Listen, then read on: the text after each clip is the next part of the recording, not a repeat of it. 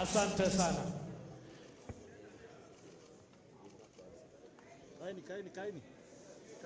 Welcome, Your Excellency, to address the nation. Kaeni chini tafadhali.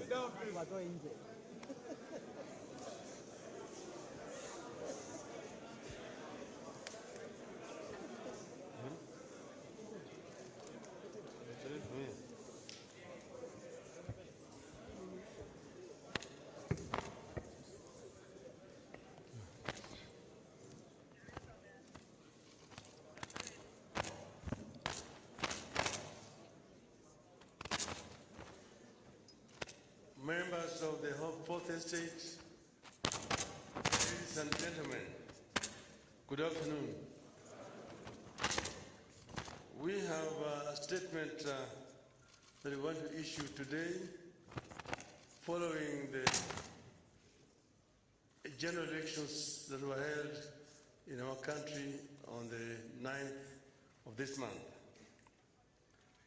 Today, I want to address my fellow Kenyans and the international community about the 2022 Kenyan elections and the role of the Independent Election and Boundaries Commission, the IEBC, the body mandated by the Constitution and the law to conduct and manage elections. On August 9th, 2022, millions of Kenyans turned out in large numbers in an attempt to choose their leaders at the national, county, and local levels after long and generally peaceful campaigns. But yesterday, August 15th, our budding democracy suffered a major setback. As a result, Kenya faces a grave legal and political crisis as a result of the actions of Mr. Wafula Chebukati, the chairperson of the IEBC.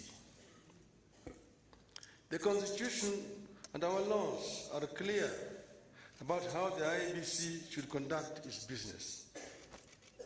There's no more important role for the IEBC than the conduct, transmission, and tallying of the presidential election.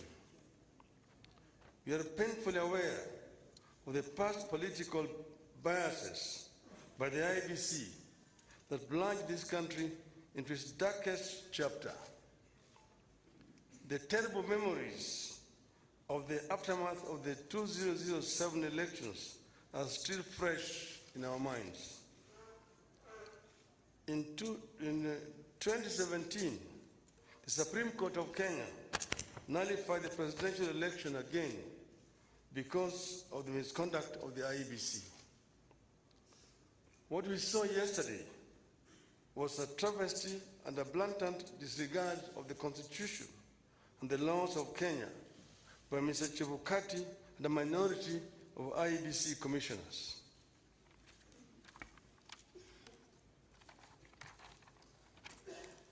The law is clear on the role of the chairperson of the IEBC.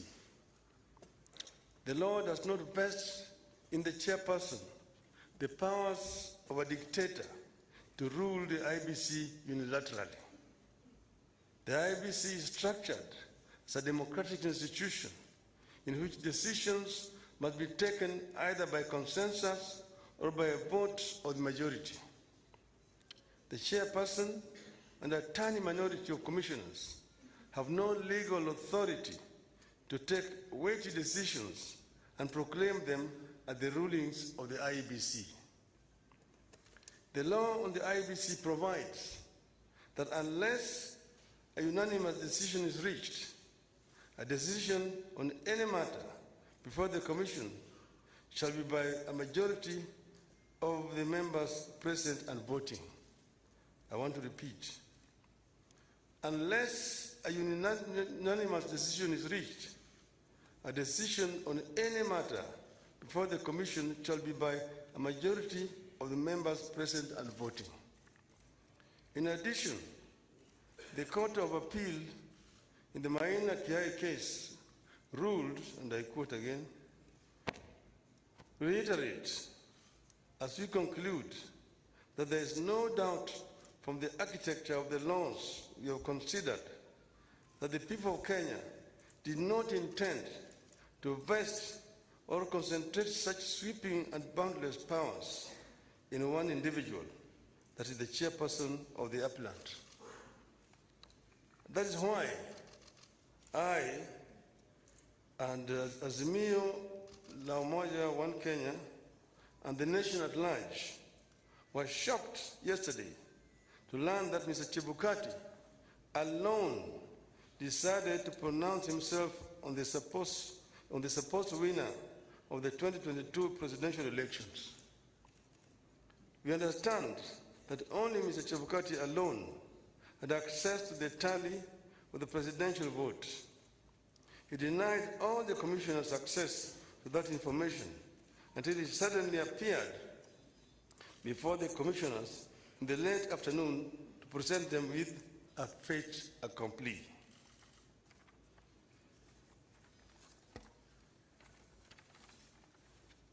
Barely 2 hours before his announcement, Mr. Chebukati called a meeting of the IEBC and revealed to them the different results he was going to announce. 4 of the 7 protested Mr. Chebukati's actions. But Mr. Chebukati, whose mind appeared made up, did not entertain any discussion of the results, precipitating a walkout by a majority of the commissioners, who promptly denounced the results at a press conference. We know what happened next. A majority of the commissioners walked out and held a press conference where they denounced the results. Our view in Azimio is clear. The figures announced by Mr. Chebukati are null and void.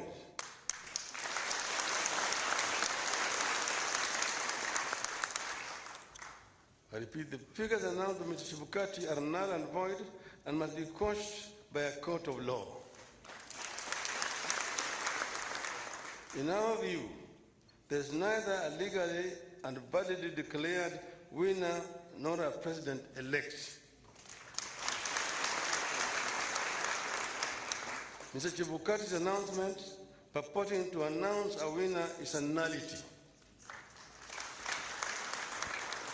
He acted with gross impunity and in total disregard of the Constitution and our laws. He could have plunged our country into chaos had our supporters not exercised great restraint.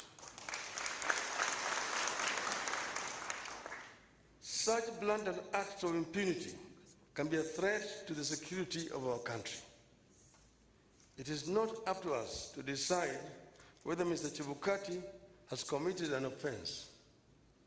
We leave that determination to the appropriate authorities. But for avoidance of doubt, I want to repeat that we totally and without reservations reject the presidential results announced yesterday by Mr. Chebukati. I want to commend our supporters for remaining calm and keeping the peace, and I urge them to continue to do so.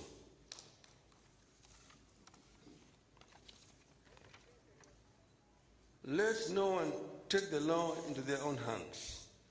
We are pursuing constitutional and lawful channels and processes to invalidate Mr. Chebukati's illegal and unconstitutional pronouncement.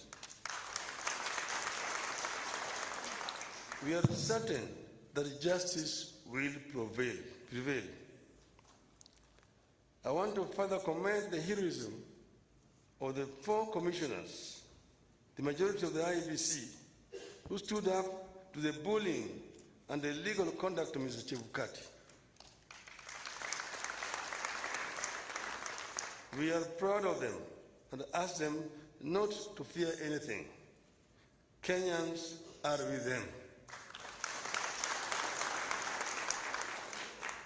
Today, I do not want to fully address our strategies going forward, but suffice it to note that we will be pursuing all constitutional and legal options available to us. We will do so because we regard the many flaws in the elections and the wrongs committed by the IEBC as fatal to the process and the outcome announced by Mr. Chebukati.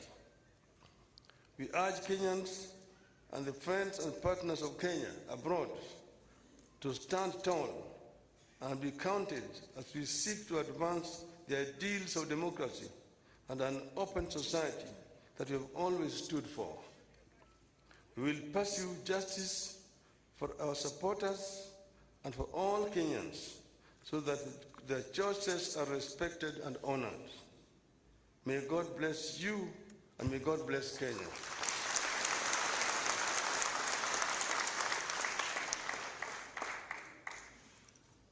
Nataka kuchukua tena fursa hii kutoa shukrani kwa Kenya wenzangu ambayo wameshiriki katika uchaguzi ambayo imepita. Wameonyesha ujasiri, wameonyesha uzalendo na upendo kwa nchi yao. Wakenya kila mahali walijitokeza wakapiga kura kwa njia ya amani. Na sasa yale ambayo yalibaki ni tume ya uchaguzi kuhakikisha kwamba ile ndoto ya Wanakenya imeheshimiwa. Tumegundua hitilafu ambayo imefanyika katika IEBC ambayo imejaribu kutaka kukiuka yale ambayo Wakenya wenyewe walikuwa wamefanya. Tumeona yale ambayo imefanywa na yule mwenyekiti wa tume ya uchaguzi Bwana Wafula Chebukati kwa kujaribu kupindua ili uamuzi wa Wakenya. Anafanya hivyo bila kushauriana na wale wenzake ambaye wako pale pamoja naye katika tume ya uchaguzi. Sisi wana Kenya na wanaazimio tunapenda amani. Tunapenda umoja wa Kenya. Tunataka kuona kama Wakenya wameungana kama kitu kimoja. Ndio tunaongea juu ya azimio la umoja. Tuko na nia ya kuona kwamba Kenya imetoka katika janga la ufukara, janga ya kutokuwa na imani na amani, na janga ya ubaguzi ya kikabila, ili Wakenya waungane kama watu moja, waweze kutekeleza wajibu yao kulingana na ndoto ya uanzilishi wa taifa letu.